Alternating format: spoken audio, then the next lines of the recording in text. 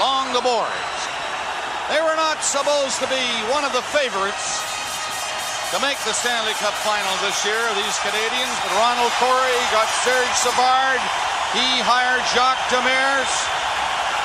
And all together, they worked a young team to the top. And now, a 24th Stanley Cup banner will hang from the rafters of the famous Forum in Montreal. The Canadiens win the Stanley Cup. Boy, does that sound great to hear, huh?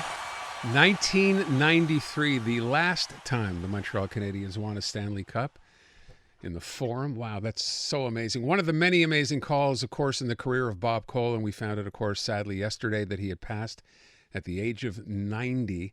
Been watching some of the coverage. If you watch any of the playoff hockey last night, a lot of people, Ron McLean especially, telling stories from over the years about Bob Cole and how many people loved him and Gretzky and everybody. And we thought, it's kind of fitting. I know we reached out. We tried to get Dick Irvin today, but weren't able to do so. And, of course, I'm sure Dick would have some great stories as well.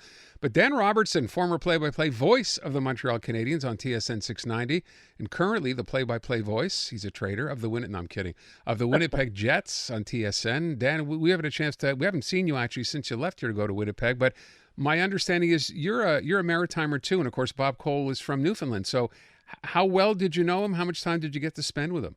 Not much at all, really. It was one of those types of things that when I started with 690, covering Canadiens games in 2014, I would see him occasionally on a Saturday night. And honestly, I didn't want to go near him because it was one of those things where that's Bob Cole, and he has a bit of a reputation, he did, for being prickly at times. So I just kind of kept my distance, but I was always in awe. And I had this feeling when I saw him, I thought, wow, I'm in a cool place right now. So I can remember distinctly seeing him in the mailroom at the Bell Center and just being kind of stunned by the whole thing. In some of the coverage I saw last night, they talked a lot about the fact of how he got his job. Have you heard the story where he saw Foster Hewitt and just walked into a radio station with a tape and started that way? I actually just reread his autobiography that Stephen Brunt helped him write a number of years back. Right. And he was born in 1930, and in a lot of ways, and I say this respectfully, just reading the book, it might as well have been 300 years ago, just the way things have changed. And the fact that he walked in there and wanted to drop off a tape, he was, I believe, on a trip to New York City, and the secretary said, well, let me check with him right now. And he said, bring him up. So here I am in Foster Hewitt's room in his office, giving him a tape, and they listened to it, and he gave him some advice, and it kind of went from there. So to read the book, it's remarkable, just the way he came from Newfoundland, which, I mean, he was born in 1930. When did Newfoundland become a province? Was it 40, 47, around 50? I should know that, but just to say the changes that were made, and he came from a long way, literally and figuratively, to go right to the very top of his profession. So let's talk about you. You're someone who gets into the business. You obviously knew who Bob Cole was. Was he the kind of person you studied? You studied his calls. You studied, his mannerisms at all?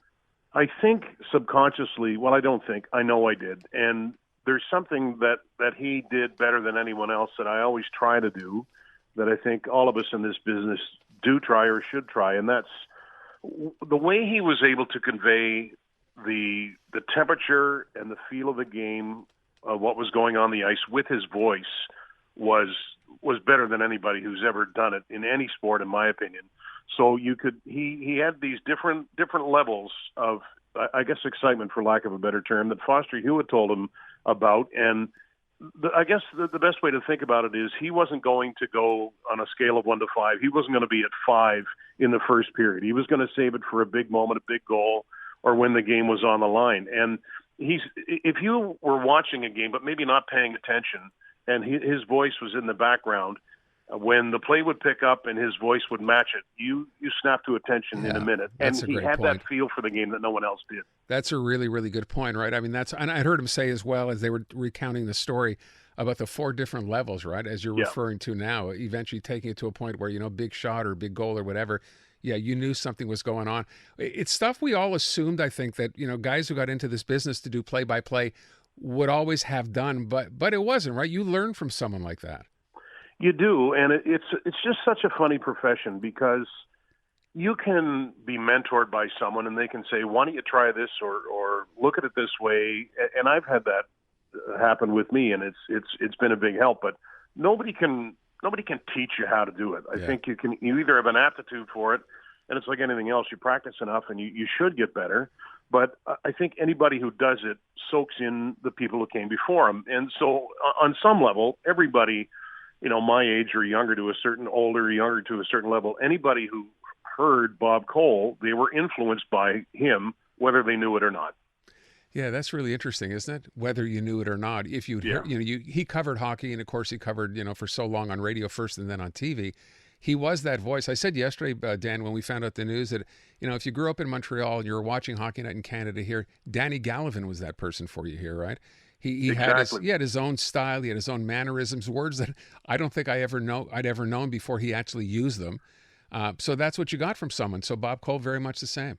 Absolutely. He had his own style about him in his own way. And as I said, he was a disciple of Foster Hewitt in a lot of ways. And there's a lot that people might not know about Bob Cole, or maybe they're just finding it out now in the last couple of days. But I think in 1972, when, of course, that's Great Summit Series with Canada and Russia, Foster Hewitt came out of retirement to do it on TV, and Bob Cole did it on radio. And, I mean, if you want to YouTube some of that stuff, you can find some great calls. You can find him hosting Reach for the Top in Newfoundland, which he did for years.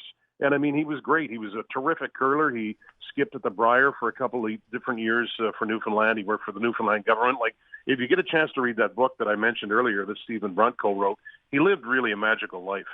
Good for him. And he lived to the ripe old age of 90. So that's wonderful. And I understand as well, never left Newfoundland, right? Lived there his whole life. No, he had a pretty good setup. The regular season would go, and Saturday nights Bob would work. So they would fly him from St. John's to wherever the game was. On the Friday, he'd come in, he'd go through his routine. He'd have the nap where nobody could contact him.